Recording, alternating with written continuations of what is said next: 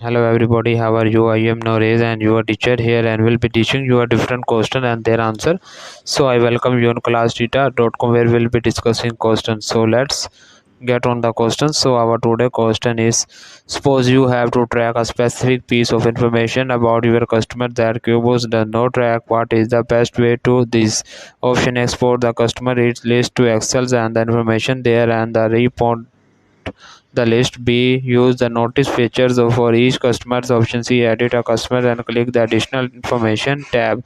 Click define fields to create a custom field to track anything you want. Option D. You cannot create new fields and rename field in QuickBooks. The correct answer of the question is edit a customers and click the additional information tab.